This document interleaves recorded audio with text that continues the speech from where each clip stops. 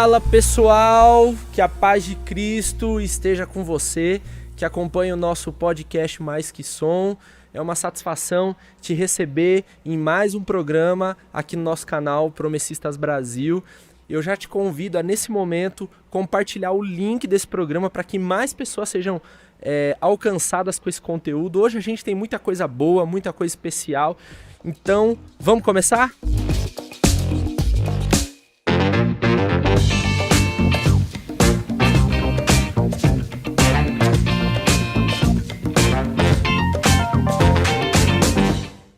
Gente, mais uma vez, que você seja bem-vindo.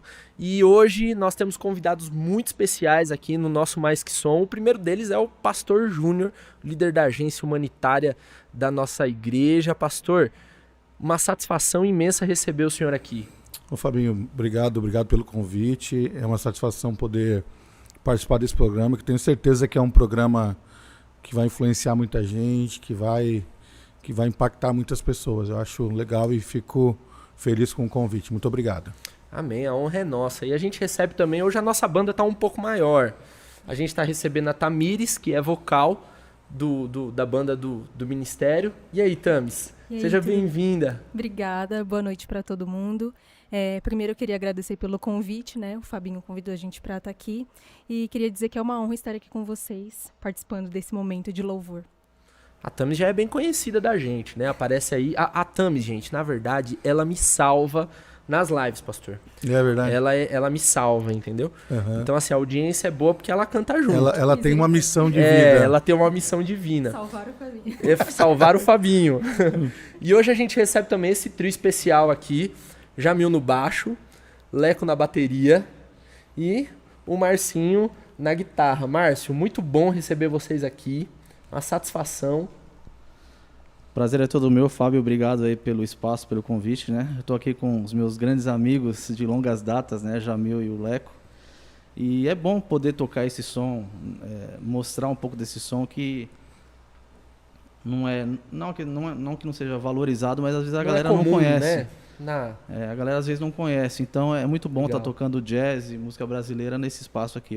Só tenho a agradecer de verdade. Muito bom, gente. Realmente uma satisfação recebê-los aqui, tocar esse tipo de som que não é comum, né? E a gente se alegra muito aqui com a presença de vocês hoje. Que seja muito edificante pra gente. E a gente, pastor, a gente vai poder dar uma curtida também, né? Com certeza. Vai poder ter um show natural, particular. É um estilo de música que eu aprecio demais e acho que foi o casamento perfeito aí. Gente, a gente está recebendo aqui o Pastor Júnior. Eu falei que ele é o líder aí da agência humanitária, mas o Pastor Júnior tem outras atribuições na denominação. Uma delas é que ele é o grande prof aí do setup também, né, pastor? Na cadeira de história, né? História da igreja.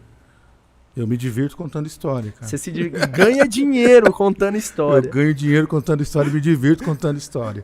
E é isso mesmo. É bem isso. Muito aí. legal. E a gente trouxe o pastor aqui para poder falar sobre assuntos históricos, né? Opa!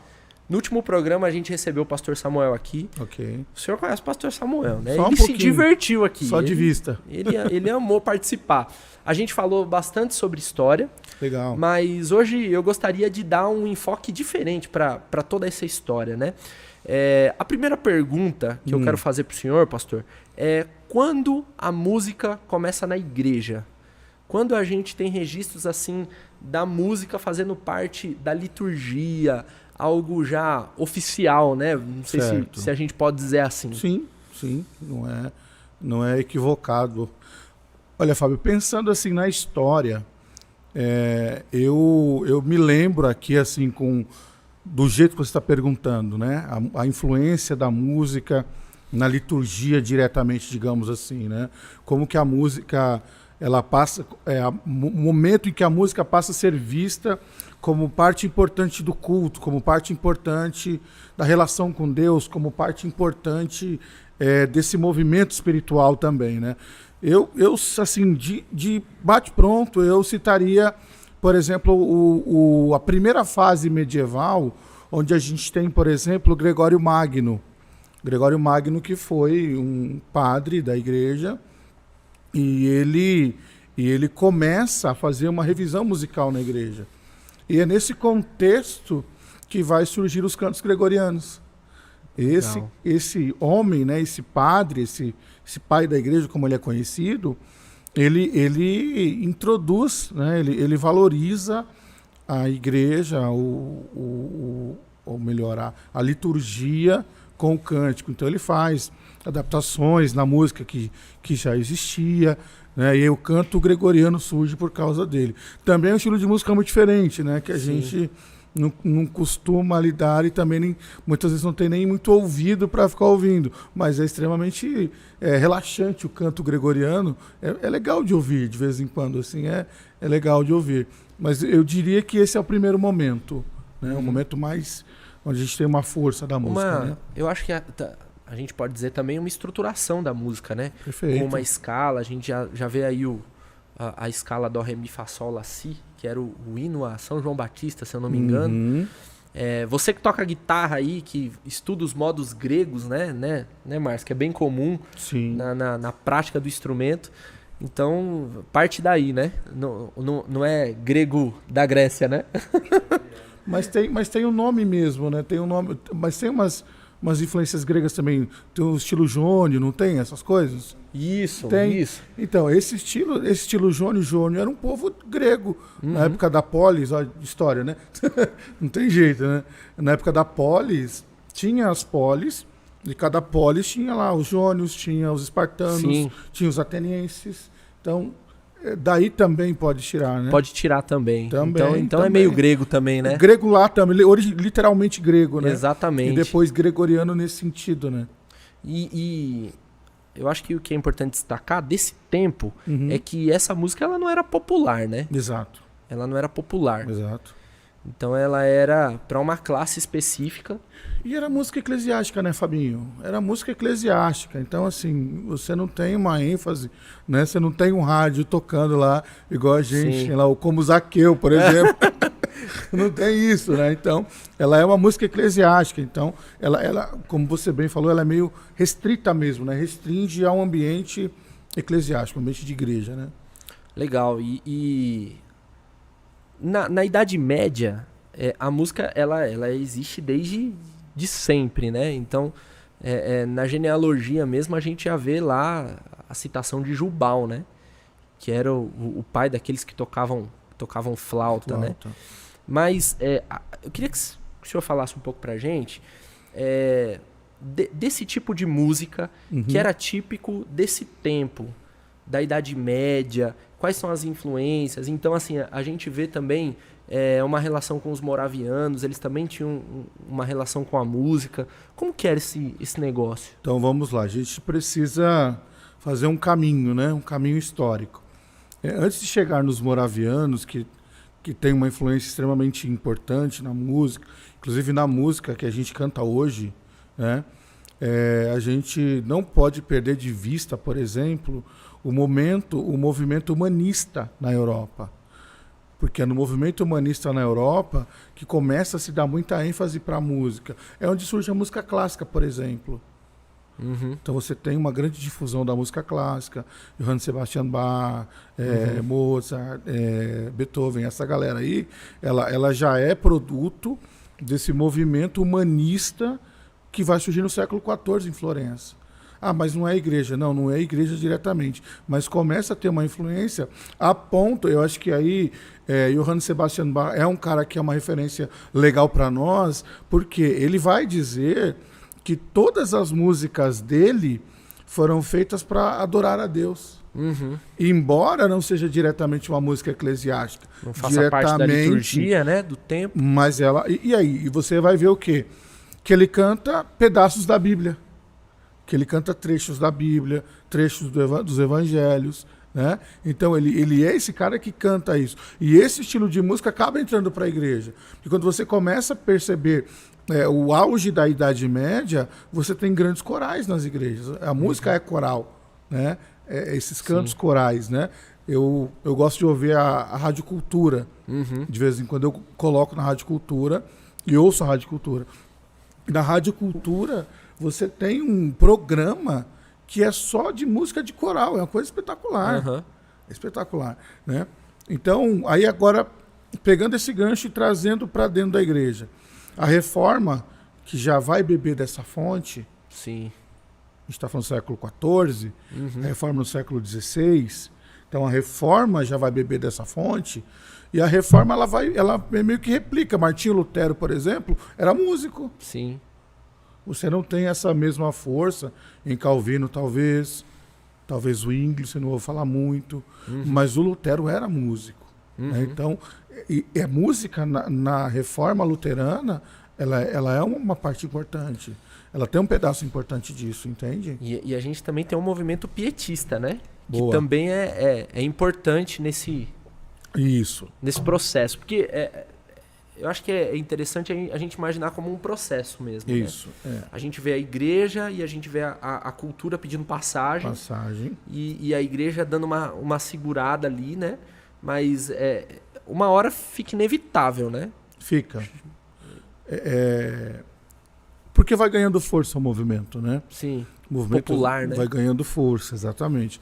Então, quando a gente fala só um pouquinho antes de entrar propriamente no movimento pietista e no movimento moraviano, como você citou, né? Assim, a gente tem um pano de fundo nisso. Qual que é o pano de fundo desses caras? É a própria reforma. Qual que é o pano de fundo da reforma? É o movimento humanista de Florença. Então, isso vai criando corpo, né? Vai criando corpo. Então, até a reforma, por exemplo, ou na própria reforma, o que eles cantam? Eles cantam trechos da Bíblia.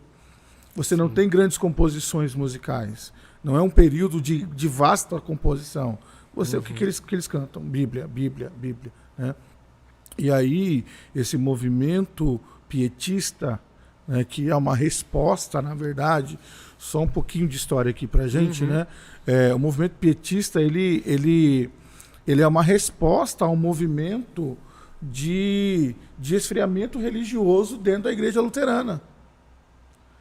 Então, a igreja luterana, após a morte de Martinho Lutero, ela começa a ter um grupo de pensadores, de teólogos pensadores. Muitos deles vão ficar conhecidos depois como filipistas.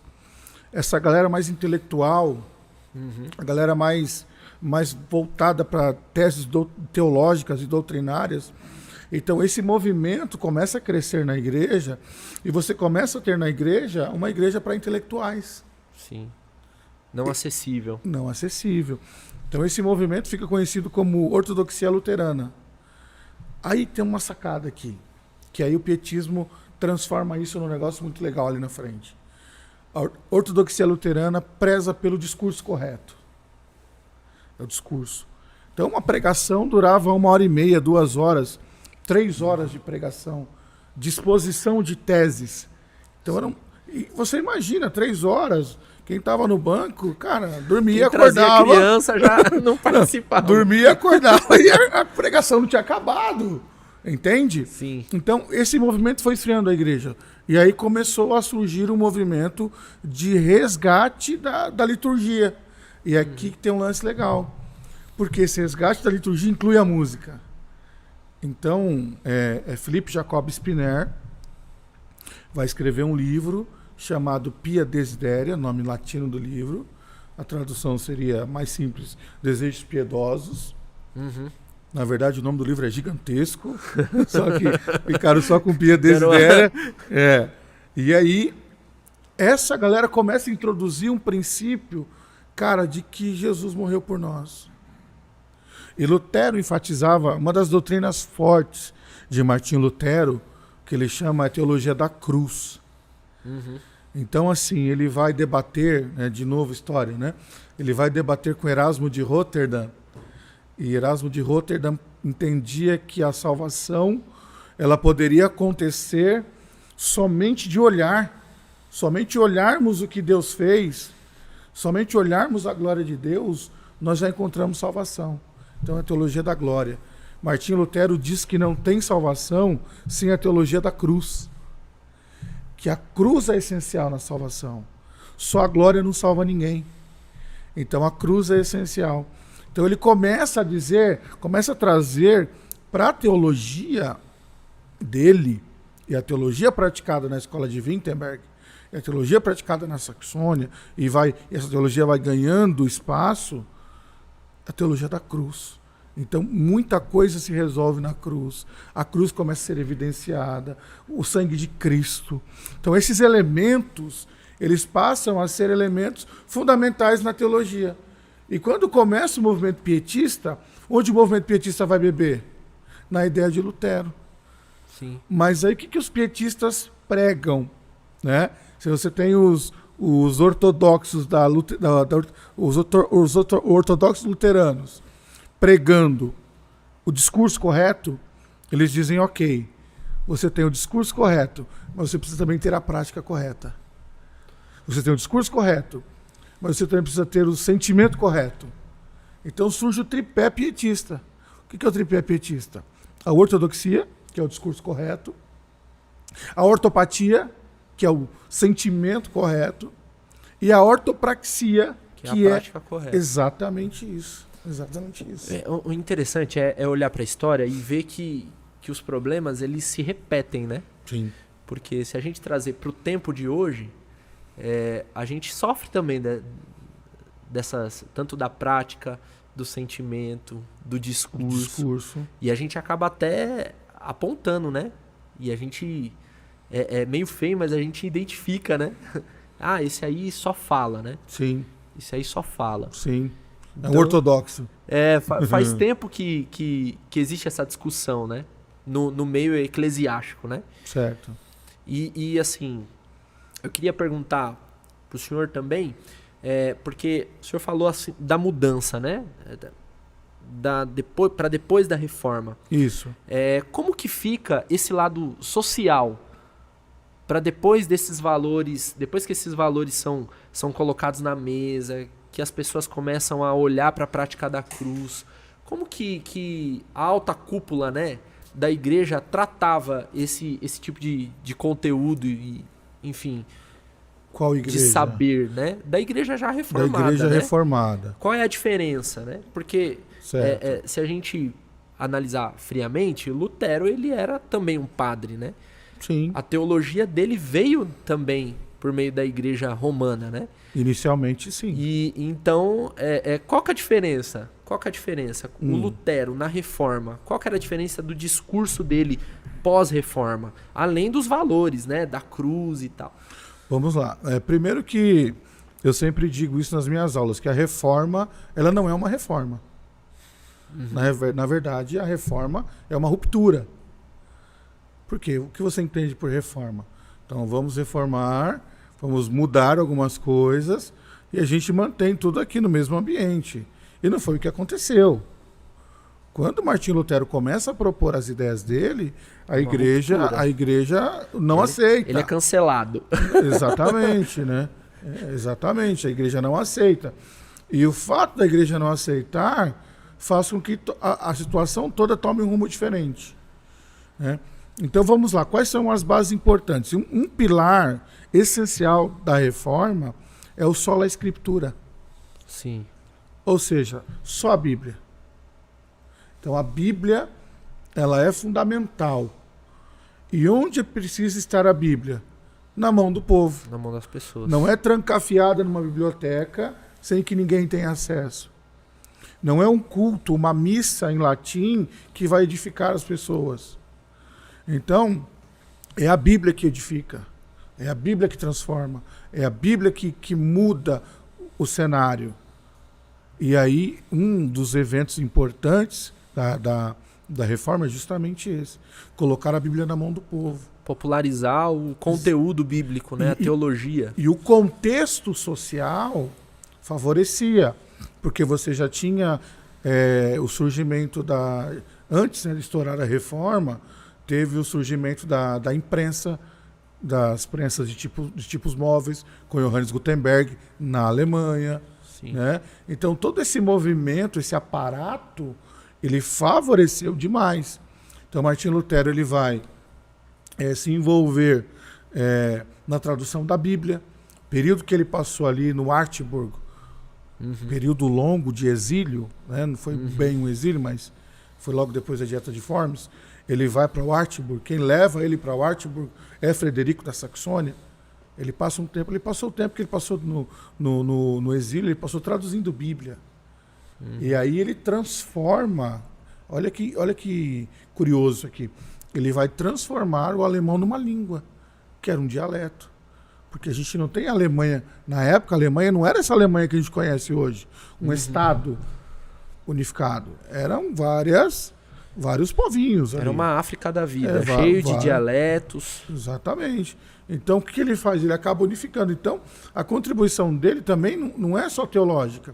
É cultural. Mas cultural, ela é linguística, ela é social, né, num primeiro momento. Né? Então, quando você fala de social, cara, essa pergunta sua, ela abrange muita coisa. Educação, as ideias reformadas vão muito para a educação. A gente está falando de uma Europa que, na época, 1/3 da Europa sabia ler. Entende? Então, quando as 95 teses são colocadas, pregadas na igreja de Wittenberg, a cada 3 pessoas, uma sabia ler. Então, há um movimento de educação, né? De amparar os mais frágeis, de amparar os mais pobres. O movimento pietista faz isso com uma extrema maestria. Ele coloca a teologia na boca do povo. Literalmente. E aí nasce música, nasce arte. E é interessante, né? Essa tua fala. Por quê? Porque também não é só exclusivamente o movimento de reforma. De repente quem está nos ouvindo pode achar que a reforma fez tudo sozinha. E não foi. Antes de estourar a reforma, teve um movimento de pré-reforma. Então toda a base da reforma está calcada, digamos assim, na pré-reforma, com John Wycliffe, na Inglaterra. John Wycliffe traduziu todo o Novo Testamento para o inglês. Então, olha a influência. A gente está falando do século XIII ainda. A gente não chegou na reforma. John Wycliffe traduziu a Bíblia para o inglês. Houve uma perseguição gigantesca na Inglaterra, porque a igreja, o alto clero, a cúpula da igreja católica na época, ela não aceitava que você falasse Salmo 23 em inglês, por exemplo. Então, pessoas foram perseguidas na Inglaterra nesse tempo. Teve um biblicista, um especialista em grego, chamado Guilherme Tyndale. Esse cara foi morto pelo rei da Inglaterra, porque ele traduzia a Bíblia para o inglês. Então, teve Guilherme Tyndale, Miles Coverdale, foi um outro, trabalharam juntos. Né? Então, a gente vai vendo que o esforço dos reformadores, isso você vai ver em Lutero, você vai ver em Calvino na Suíça, em Zurique, você vai ver com Calvino, né? Calvino na Suíça, Genebra, com Zwingli em Zurique. Então, é uma sequência de acontecimentos, né? Essa galera tinha o esforço dos caras assim, ó, o povo precisa conhecer a Bíblia. O povo precisa ter a Bíblia na mão.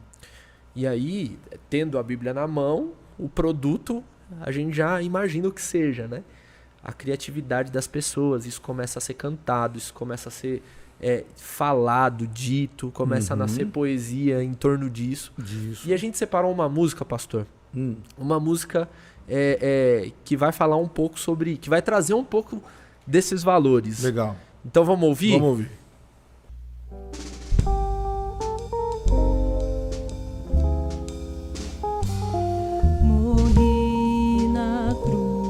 Por ti e morri pra te livrar, meu sangue se inverti e posso te salvar. Morri na cruz por ti, que fazes tu por mim. Morri na cruz por ti, que fazes tu por mim. Eu trouxe salvação dos altos céus, favor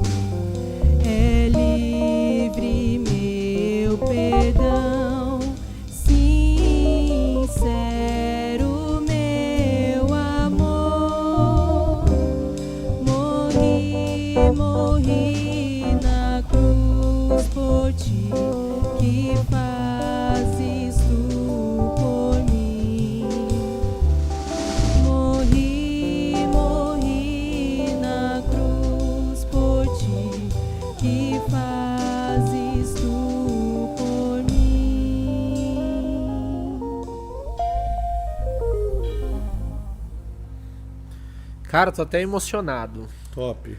Muito Top. legal, né? Poucos Top. detalhes, né? Muito legal, gente. Muito legal. Você que tá assistindo, ó, que toca só 3 acordes, tá aí a, a deixa pra você aprender mais uns 3, pelo menos, né? Mais 6. Depois a gente vai colocar à disposição de vocês a cifra dessa música pra você, pelo menos, tentar tocar, né? Pega a música, analisa, olha, aprende os acordes, pra dar uma enriquecida aí no repertório, né? Mas é impressionante o lance que você citou, né? Da criatividade, né? Sim. Jamais a gente poderia imaginar que uma música tão sacra, que esse era o princípio, né? A música sacra, sendo tocada de uma forma tão diferente, né? Sim.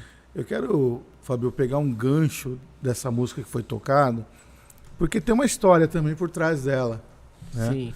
Essa expressão morri por ti, que fazes por mim, algumas fontes históricas vão dizer que Nicolas Ludwig von Zinzendorf, é um dos nomes mais difíceis que a gente tem à disposição no mercado. Sim. Vou repetir para quem não Repete. captou.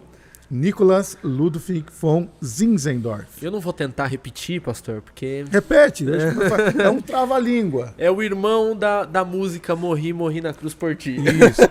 Algumas fontes dizem, o Zinzendorf, né, para os íntimos Zinzendorf, né, o Zinzendorf, ele teve uma experiência muito interessante. Ele formou em Direito, muito novo, e foi fazer um passeio pela Europa, em um museu em Düsseldorf.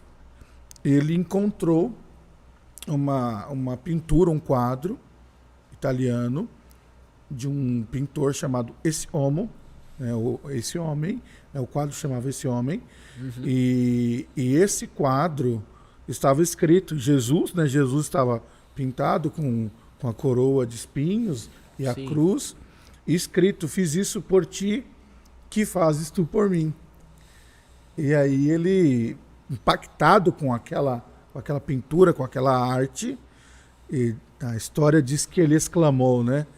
Tenho te amado por toda a minha vida, meu Senhor, mas nada tenho feito por ti. E aí, nesse final da viagem dele da Europa, que ele chega, né, num pedaço de terra que pertencia à família dele, ele encontra pessoas lá.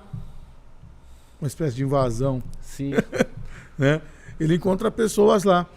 E essas pessoas começam a ser pastoreadas por Zinzendorf. E esse grupo de pessoas vai ficar conhecido como os moravianos. Olha onde a gente chegou.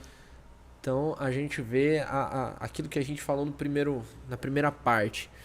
A mensagem do evangelho se tornando popular por meio da arte, nesse caso, por meio da pintura. Isso. Então ela já começa a produzir frutos em grupos de pessoas, né? De pessoas. E quem são os moravianos? Os moravianos são parte daquele povo, fazem parte daquele povo que foi perseguido pela ortodoxia luterana, que ficou conhecido como pietista. Sim. E eles saíram. E aí tem muito a ver com aquilo que você disse no bloco anterior. Popularizou muito. E tem até uma história curiosa do Zinzendorf, porque o foco dos moravianos era o foco de pregar o evangelho. Eles queriam pregar o evangelho. O objetivo era pregar o evangelho. E aí diz que eles iam pregar o evangelho, e ao passar por uma pessoa, eles começavam a falar de Jesus. Se a pessoa não respondesse positivamente, o Zinzendorf dizia o seguinte: olha, se a pessoa não responder positivamente, é porque o Espírito Santo não passou ali ainda. Porque o primeiro missionário é o Espírito Santo. Então ele vai, ele mostra o caminho, ele dá a direção, e quando nós falamos, as pessoas entendem. Mas se o Espírito Santo não passou, as pessoas não vão entender. Então, notem que, olha em que ponto chegou. Popularizou tanto que os moravianos, né, da comunidade de Herrnhut, mais um nome bonito. Mais um nome bacana. Mais um nome bonito. Você vai ter um menino, provavelmente. Aí, você já tem uma menina. Esse eu consigo, Reinhurt. Reinhurtinho, vem aqui com o papai. Né? Um nome bonito para pôr na criança. Então, a comunidade Herrnhut, que significa debaixo da guarda de Deus, algumas traduções, né? Porque uma palavra em alemão significa praticamente uma frase inteira, um texto inteiro. Né? Uma palavra significa um texto. Então, Herrnhut, debaixo da guarda de Deus. Esse grupo é um grupo de leigos. Olha que insano isso. Porque até então, nós começamos falando que a música da igreja é a música na igreja. E para um público específico. De repente, na reforma, ela amplia um pouco mais. Falamos da música clássica. A música clássica surge como música erudita. A expressão latina é eruditia, né? Por que a música eruditia? Porque era música para eruditos. Quem não é erudito ouve qualquer outra música menos aquela. Né? Sim. Então, olha como o conceito vai mudando. De repente, nós estamos com os morávios, totalmente leigos em teologia, mas... cantando teologia profunda, né? Teologia profunda. Por exemplo, essa música, né? Ela é o resumo do Evangelho. É o resumo do Evangelho. E o que é interessante, cara? Ela tem todos os valores do Evangelho, né? O que é interessante? A música, ela rompe totalmente com aquela música medieval, que era a Bíblia cantada. Agora... ela é interpretada, ela é criativa. Agora você vai ter elementos. A cruz de Cristo é um elemento importante. Sim. O sangue de Jesus derramado na cruz passa a ser um elemento a ser cantado. Comum, né? Comum. Entende? Então, esse tipo de influência, né? Olha como a coisa cresceu. É aquilo que você falou, né? É a arte, né? Popularizou. Então, eu vejo, assim, se fosse para a gente conceituar um momento em que virou a chave, eu diria que é no movimento moraviano. Sim. E aí a gente vai não vai longe para você chegar a essa conclusão. O brado de júbilo, sim, os inários mais tradicionais, congregacionais, eles são encharcados de teologia pietista. Sim. O primeiro inário brasileiro, você sabe disso melhor do que eu, que foi organizado pela Sarah Kelly, uma membro, né, da igreja da igreja congregacional, não congregação cristã, congregacional, Salmos e Hinos. Os Salmos e Hinos era carregado de música pietista. Como a gente identifica? Essas músicas que tem uma interpretação teológica, não é literal, isso, né? Literal, que evidenciou a morte de Cristo, a paixão de Cristo. Não é só salmos, né? Exato. O amor de Deus, a cruz, o sangue. Né? Eu acho que a lição que a gente pode tirar de tudo isso é que a gente não muda a mensagem, sim, mas a gente comunica ela de formas diferentes. Perfeito. Então, os inários, né, eles foram importantes num determinado tempo, eles eram comuns. Hoje, eles são mais incomuns, né? Sim. Você tem um outro estilo, você sim, tem, enfim, outros tipos de prática musical, né, cultural. Mas naquele tempo, essas canções, elas eram feitas para alcançar as pessoas. Eu acho que o grande erro que hoje, na igreja contemporânea, a gente talvez tenha cometido é de deixar de comunicar com a comunidade que tá em torno da gente. Sim. Com o nosso povo. Sim. Então, esses irmãos aqui, como que a gente vai comunicar com eles? Às vezes a gente é meio turrão, né? Não, vamos fazer desse jeito. Não, aqui é assim. Yeah. Mas não existe... É claro que tem que ter um enriquecimento cultural para as pessoas e tudo mais. Mas o lance da mensagem comum, né? Sim. Da arte comum, né?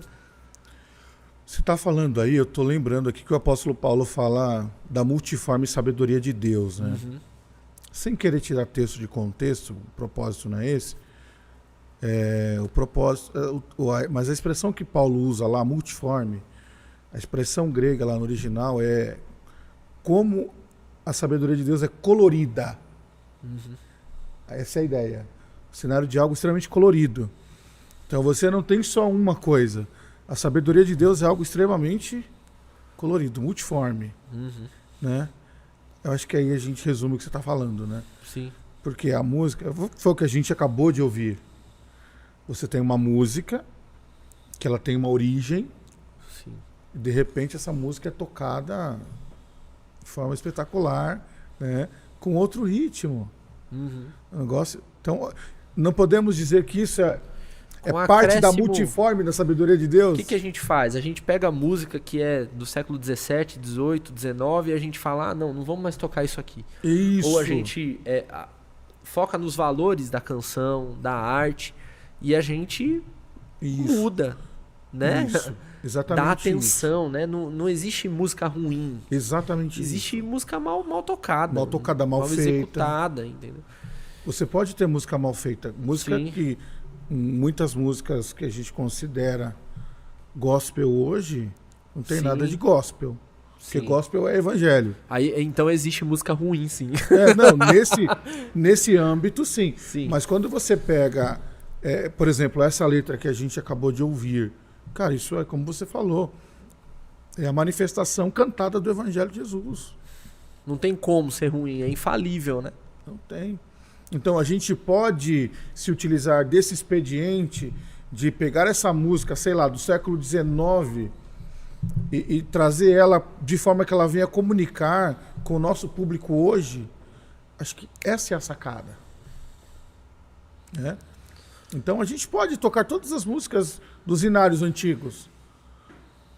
E não eu acho que aí é um outro lance, né? Assim, ninguém vai pro inferno se fizer isso, né? Acho que essa é a sacada, né? Cara, mudou o ritmo e Sim, você não mudou a essência. exatamente. A letra é a mesma. Né? Então, acho que vale a pena a gente... Dá atenção, né? Exato. Dá atenção. Exato. E assim, tem uma outra música que que eu gostaria que os meninos tocassem agora, que a Tamiris cantasse, que também foi uma música que propagou esses valores do evangelho. Uhum. Eu acho que foi uma música importante para aquele período e com certeza teve uma força motriz, foi uma mola aí para ajudar a espalhar esses valores, né? Que eram pregados naquele tempo. Vamos ouvir então?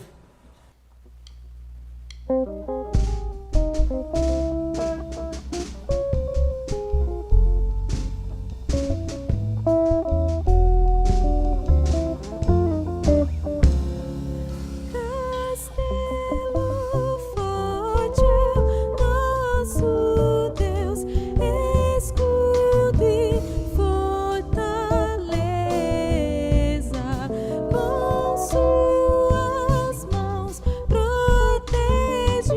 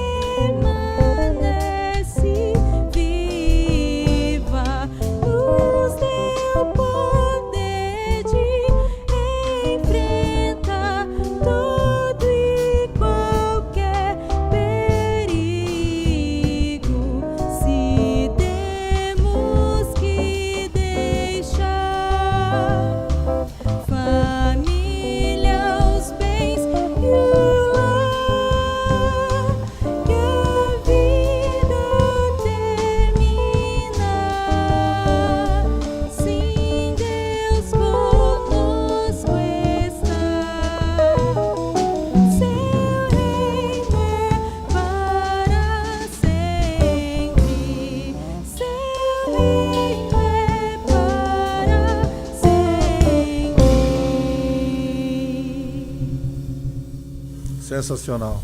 Mais ou menos, né? Sensacional, sensacional. Muito legal, né? Muito legal. A gente não tem noção do que pode ser feito, né? Música brasileira. Quer dizer, a música não é brasileira, É. mas o arranjo é brasileiro. O arranjo é brasileiro. Mas você estava falando a questão da popularização. Essa música é tão popular na Alemanha hoje que depois da segunda caneca de chopp, o alemão no pub fica muito louco. Ele sobe na mesa e começa a cantar Castelo Forte, cara. Nossa, cara. Todo mundo conhece. É o hino da Alemanha. Exatamente isso. E Castelo Forte tá no 2, né? Então a gente fala, mas é uma música sacra.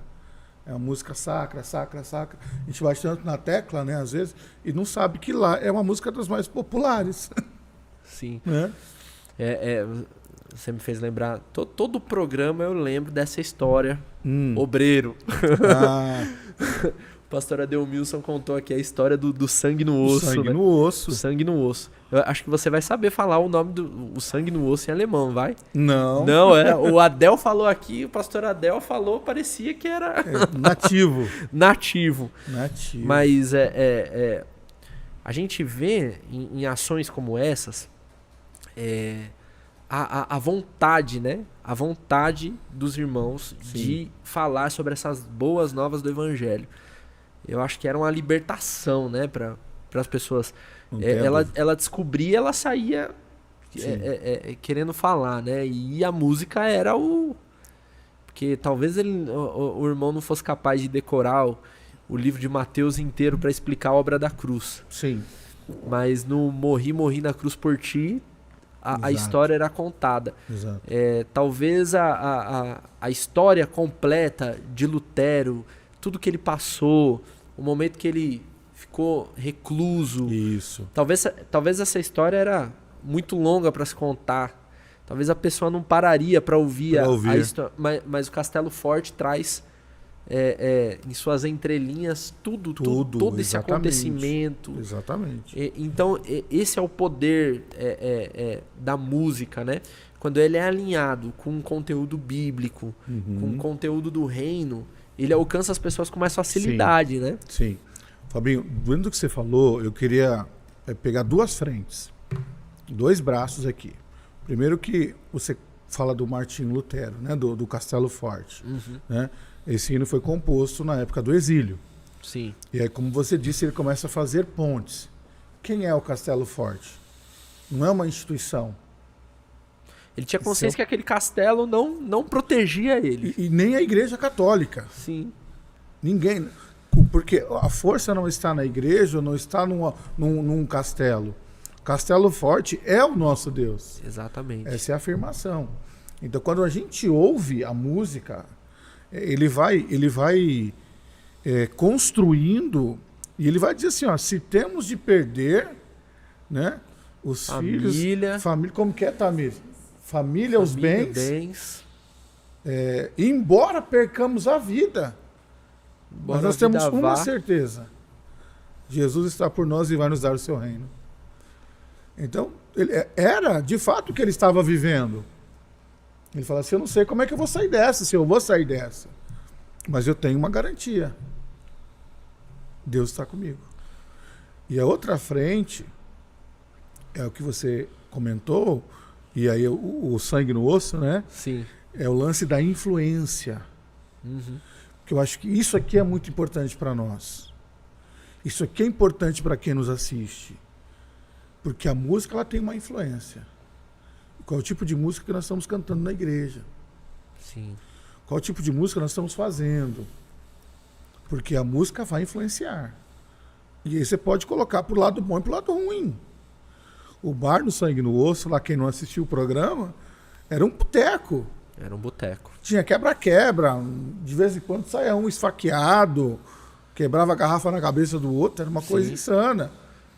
Mas quando a banda gospel ia tocar lá, não tinha isso. Não tinha mais briga. Não tinha mais briga. O dono do bar começou a gostar da presença daquelas pessoas lá, né? O lance da influência.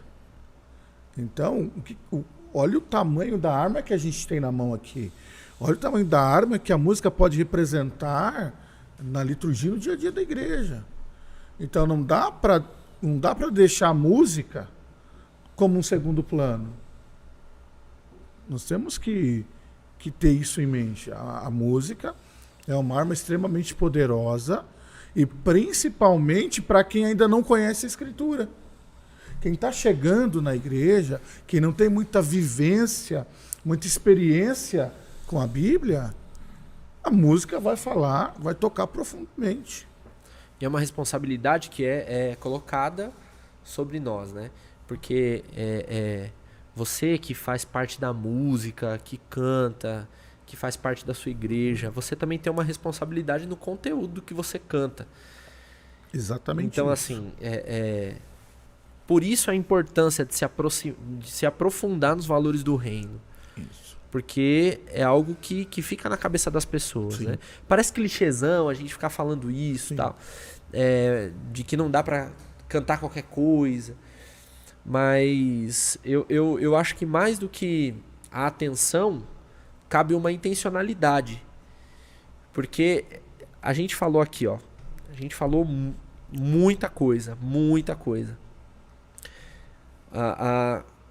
Hoje, no nosso tempo, qual é a nossa influência? Qual é o recado que nós temos dado? Como nós temos edificado a nossa igreja? Você como líder de louvor aí, o que você tem dado como fonte de conhecimento? Isso, exatamente.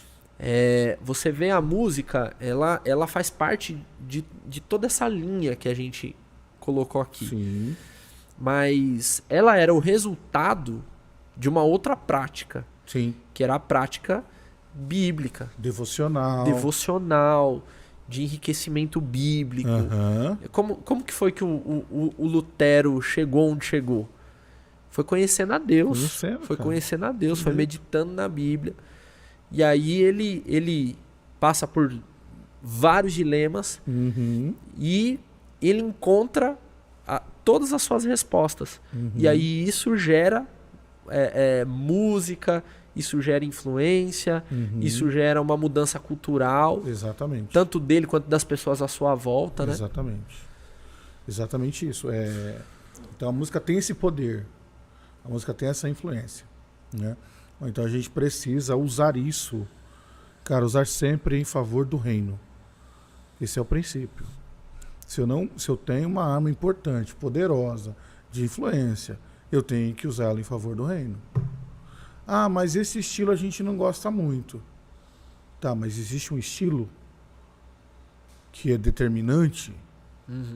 Não. Existe uma mensagem que é determinante. Exatamente. Então o estilo não é determinante. Ah, eu gosto de coral. Beleza, eu gosto de quarteto. Eu gosto de quinteto. Ok. Eu gosto de banda. Eu gosto de estilo, de trio. De né? jazz. De salsa. De música brasileira. Sabe? Não importa. O que importa é que a gente precisa usar esse recurso. Temos que usar o recurso.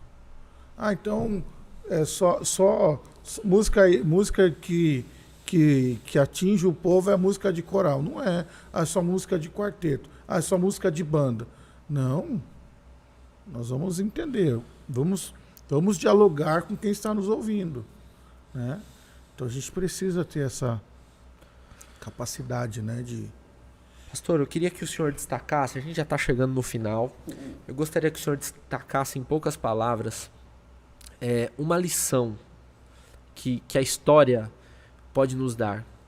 Uma lição para o irmão que está lá na igreja dele, escolhendo o repertório para o grupo de louvor, para o nosso irmão que é líder de liturgia, para o nosso irmão que é instrumentista, que é cantor, para o nosso irmão que trabalha, de repente, nos bastidores das celebrações.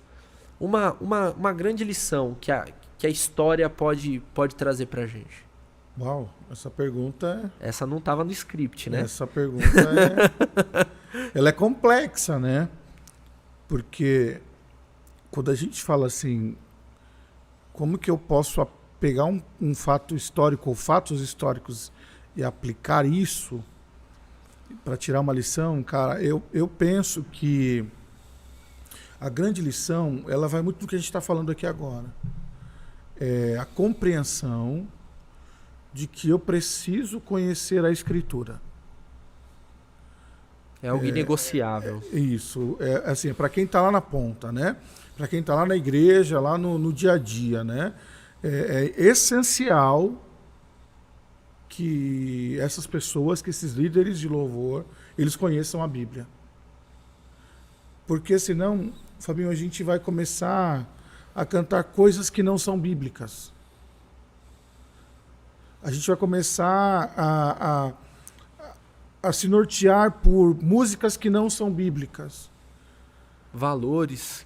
Que não são bíblicos. Tem músicas que são até bonitinhas, mas elas não são bíblicas. Elas podem até ter um ritmo legal, gostoso, mas elas não são bíblicas. Ela pode ter uma melodia boa, mas a música precisa ser bíblica primeiro. Quando a gente fala de música de igreja, quando a gente fala de música para cantar para os irmãos no dia a dia, nós não podemos abrir mão de uma música bíblica. Então a gente só vai cantar a Bíblia? Vamos voltar ao medievo? Não. Mas nós podemos usar a criatividade. Olha que coisa legal aqui. A gente fez. A gente não, né? Que eles fizeram. Né? A gente só curtiu. A gente só curtiu, né? O que eles fizeram aqui. Verdade. Né? Então, cara, é isso. A gente precisa... Eu entendo que a grande lição é a lição de que se eu não conhecer a Bíblia, eu vou colocar outra coisa no lugar. E essa outra coisa pode não ser benéfica para a igreja. E o coração é enganoso, né? Exatamente. Bom, gente, é isso. É isso. Uma aula de história, um intensivão. Um intensivão. Eu quero agradecer a presença de todos vocês. Foi muito edificante, muito bom, muito prazeroso. É muito legal a gente ouvir coisas novas. Sim. Fica o desafio para você que assistiu a gente aqui hoje, que nunca viu isso, né? Que nunca assistiu algo nessa estrutura, para conhecer mais, né? Para estudar, correr atrás. A gente vai colocar à disposição de vocês a cifra dessa música, dessas duas músicas que foram tocadas, para que você tente aí na sua casa tocar. E o nosso desejo é que você consiga tocar, né, pastor? Faça isso. Gente, quero anunciar... Eu não vou conseguir. Gente, eu quero anunciar algo muito bacana que vai acontecer no próximo dia 28, na semana que vem, às 10 horas. Nós teremos o nosso Mais Que Som, pastor, especial de 26 anos do Ministério de Música e Artes. Um programa muito bacana, com a participação da diretoria geral, participação de gente que fez história na nossa igreja. Que legal. Com a sua participação, você vai poder interagir com a gente pelos comentários, mandar mensagem, depois marcar no Instagram, tirar foto. Excelente. Um momento de celebração mesmo. A banda do MMA vai estar aqui tocando. Acredito que hoje foi um esquenta bom, né? Bom. Esquenta bom. Então, na próxima semana a gente vai estar aqui para celebrar nesse Mais Que Som especial. Pastor, todos que têm vindo aqui, a gente lança um desafio. É o Mais Que Som em uma palavra. Consegue aí? Uau. Eu perguntei primeiro para... Mais Que Som em uma palavra. Para você, pastor, aí é bom que dá tempo deles pensarem, né? Você não quer fazer o inverso? Dá tempo deles pensarem. Você não quer fazer o inverso? Eu diria que, pegando o gancho dessa última fala nossa, eu diria que o Mais Que Som é influência. Traduzindo, né? Em uma palavra, influência. Influência, mais que som, é influência. Como diz um amigo meu, em 3 palavras. Influência. 5. Tamires, mais que som em uma palavra. Liberdade. Liberdade. Cara, profundo, hein? Arrebentou com a gente. Filósofa. Ela é uma filósofa. Arrebentou. E aí, Márcio, mais que som em uma palavra. Ensino. Ensino. Boa palavra. Olha, três valores do programa aí. Influência, liberdade e ensino. Bom e demais. É isso aí, gente. Mais uma vez agradecendo a participação de vocês. Foi um prazer recebê-los aqui. Agradecer também a sua participação, você que ficou com a gente aí até o final desse papo. Não se esqueçam de seguir as nossas redes sociais, Instagram, Facebook, YouTube. Se inscreva também aqui no canal do Promessistas Brasil, você que ainda não é inscrito. Tem muito conteúdo bom, gente. Conteúdo aí para todo tipo de gosto, pastor. Tem conteúdo para mulheres, conteúdo teológico, conteúdo para escola bíblica, conteúdo para você que é empreendedor. Que legal. Conteúdo aí para você que é da inclusão. Tem tudo, pastor, tem tudo aqui. Conteúdo evangelístico, então se inscreva aí no nosso canal, deixe seu like, ative o sininho. Básico. Na próxima semana nós estaremos aqui com um programa muito especial, recheado aí de conteúdo para que você possa ser edificado junto com a gente aqui. Então, pastor, eu queria te pedir para que fizesse uma oração para que a gente terminasse. Amém. Vamos fechar nossos olhos? Muito obrigado, Senhor. Nós somos gratos a Ti por essa rica oportunidade que o Senhor nos proporciona. A minha oração é que todos aqueles e aquelas que nos assistiram, que eles possam ser impactados positivamente com esse programa, não só com esse, mas todos os outros. A minha oração é que o Senhor continue a abençoar o Fábio, abençoe aqueles que estão no suporte, no bastidor, seja com eles, ó Deus, dando graça, dando força, dando sabedoria, e que a cada dia eles possam produzir algo relevante para o Teu reino. Abençoe todos os músicos da igreja, aqueles que participam direto ou indiretamente dos louvores, que o Senhor possa realmente nos fortalecer e que nós sejamos também uma igreja forte no louvor, assim como somos na palavra. Essa é a minha oração, em o nome do Eterno, que assim seja, ó Deus. Amém. Amém. E é isso aí, gente. A gente te espera então na próxima semana, às 22 horas, aqui pelo canal Promessistas Brasil. Até a próxima. Valeu.